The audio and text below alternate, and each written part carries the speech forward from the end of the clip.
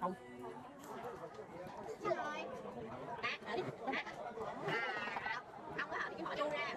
Con mấy nè. Để cho con đi sao? Con ăn chết. Rồi, ớt ra.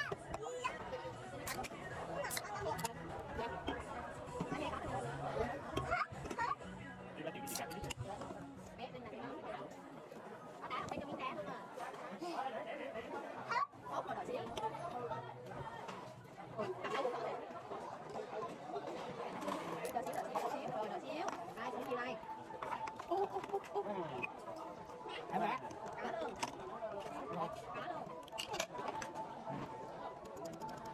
Uống gì mà cá vậy? Chỉ tôi để gót lên này con này đâu nhập cho con. Thầy sao đây luôn, nó có tóc luôn. Nó làm vô mà vậy luôn, nó vô cái tóc của kéo lên. Có con cá này.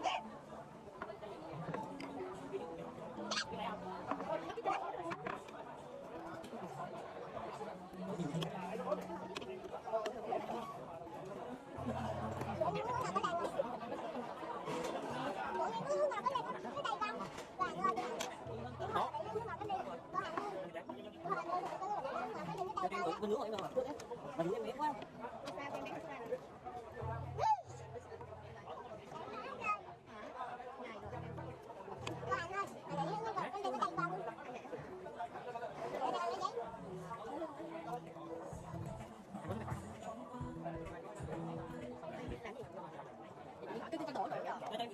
Đổ gì? Lò. Nó được tan nó đứng đó, để cho phía ngoài. Để cho phía ngoài. Để tay trên nhà em không. Đúng rồi chứ. Anh chứ bé. Anh come đi. Anh đây này. Uống hả? Có lại đó. Uống không? Có lại đây. Vương là hai luôn chưa? Dương hả? Dương là phải chịu rồi. Vương. Đó.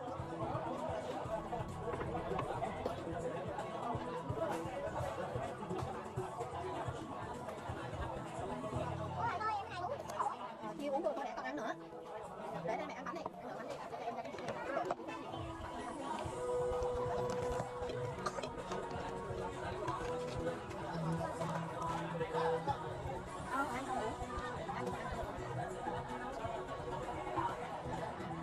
Siêu quậy.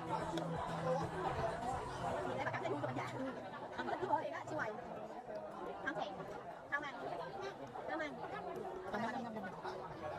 Cái gì nữa em không? Con ăn cái đó. Thì con thì tôi có. Ấy là cái dọc ăn cái chỗ này. Là em tự lên được chứ. Không biết sao tôi chọn cái này đi con nè. Cái dốc của vậy đó, đâu có đâu. Nè, tự nhiên phải nó nó để cho bạn. Bèo lên cái lên cái chỗ này. Đổ tép lắm luôn.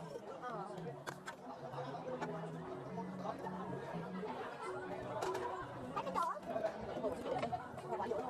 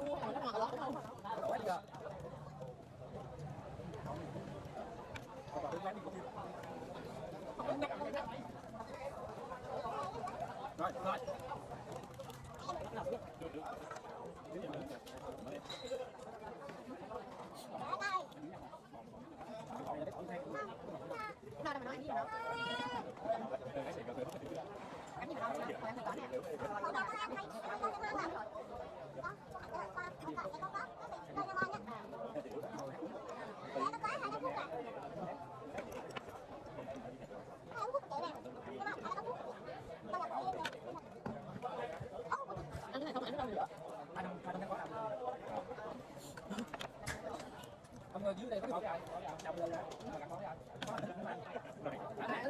đi từ ngoài đầu trực đạo lên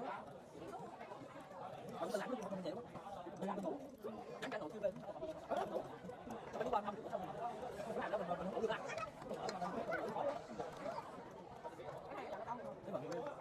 nhưng mà mình lên là bạn mới được như vậy nên là bạn không hay để tự chơi mà khi cái đi mà không được cái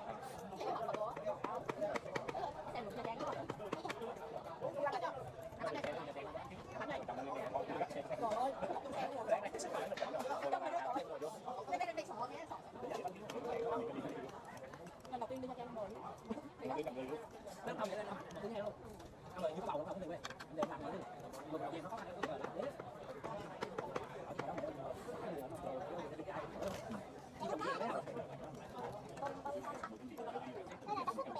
lo lý sắp luôn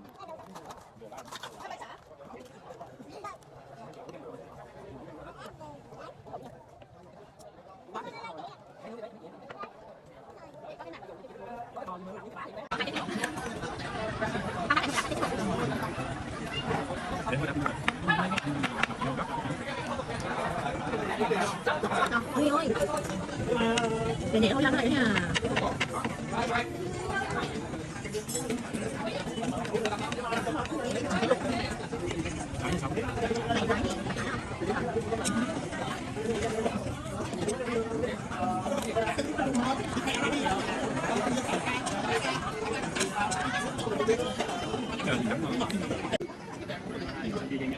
một hai bác đó Đang gọi là mình không tập ở chợ ngon lành.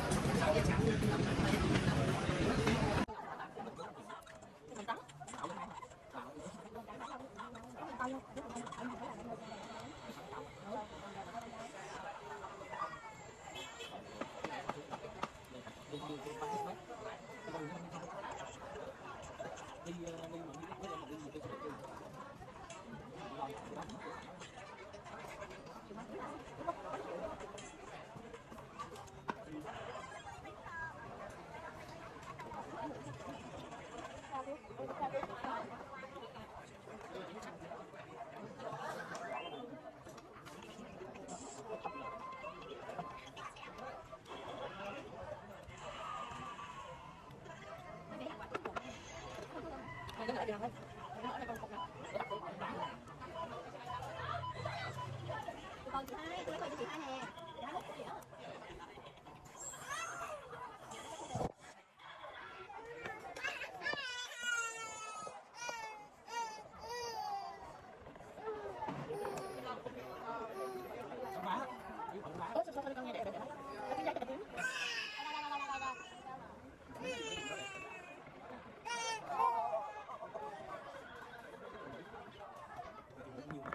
ở ngoài này ngủ hay giấc có ngủ giấc Còn mà ăn ngon cũng thôi kìa.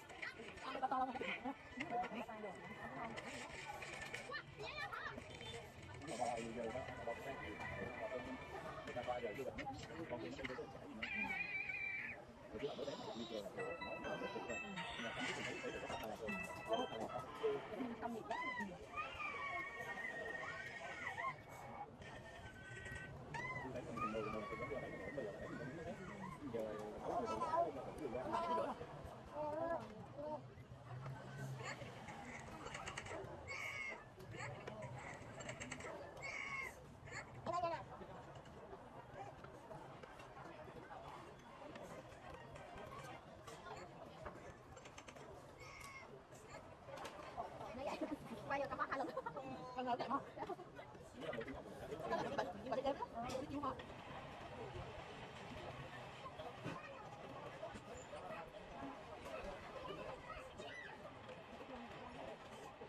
rồi nó mình bằng được không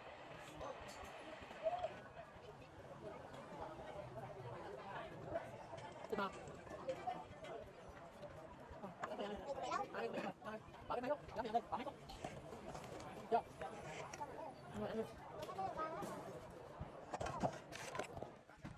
ăn và lấy nước thôi siêu hoài không thèm không ăn không ăn nhâm nhâm nhâm nhâm nhâm cái gì đó em nướng để gần cho nó âm.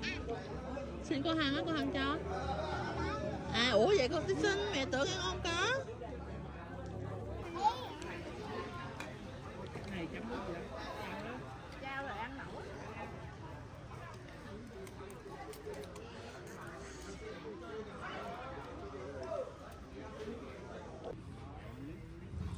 Thịt bé. oh no oh no no no cái cục nhãn con được bỏ miệng